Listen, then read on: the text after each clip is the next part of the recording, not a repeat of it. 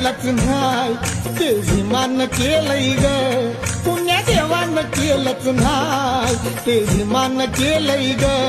कालच्या महारवाड्यात भीमनगर झालंय ग कालच्या महारवाड्यात भीमनगर झालंय ग